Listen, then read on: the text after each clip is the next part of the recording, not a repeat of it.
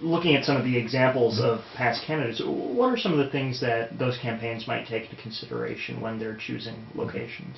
Well, whenever you see a campaign event at a small business, for instance, something that's an in-town only non-franchise business, I think one of the things that candidates like about such stops, if a company will host them, is that it provides them a kind of backdrop. Because part of all these campaign events is the stagecraft.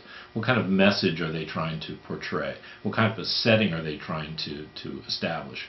What type of message are they trying to evoke? And so campaigns are all about those kind of messages, including where they stop, which is one reason why you do see candidates love stopping at diners or small town restaurants or small town businesses like that.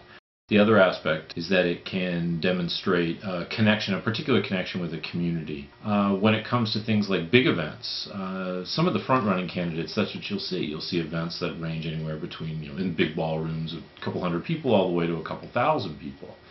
What I do think is interesting when you see those events is even in those events, what the intent is to connect with voters. And there's a heavy emphasis oftentimes on making sure you have a large number of volunteers who are working to try to translate all those bodies in the seats to actually people to go out and vote in the caucus.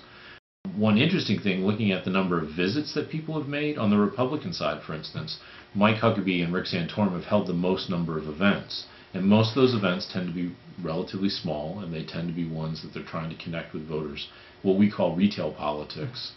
Whereas some of the other candidates, like Donald Trump, who's near the top of the polls, he has these mostly larger events in gymnasiums or auditoriums or ballrooms, and he's not here as often. But interestingly, Ted Cruz, who's also at the top of the poll, he has held a lot of events in a variety of different sizes and settings.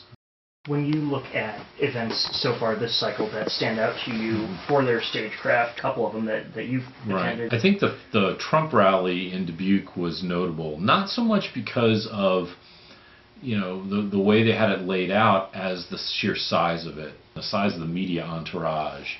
So that was one of those events where you always wonder, especially in a Trump event, how many people are there to support the candidate and how many people are there to see the spectacle, to see the event. The Sanders event that took place here on campus at Loras College in August, I think, was notable because of size, because that was still relatively early, still in the kind of organizing phases, and to do a pretty good job in filling up that wellness center was pretty impressive, and it felt like a rally. And I think the most recent event with Governor O'Malley was an interesting one. I mean, it was a full crowd. It felt like a good old-fashioned rah-rah, get up on the chair and deliver an impassioned speech and get the troops fired up. If a room is to capacity or there's overflow crowd, that is usually considered a better visual than having a big ballroom that's only a quarter filled. Because then the story and the visuals become, wow, you couldn't fill the ballroom, versus, guess what? That place was packed.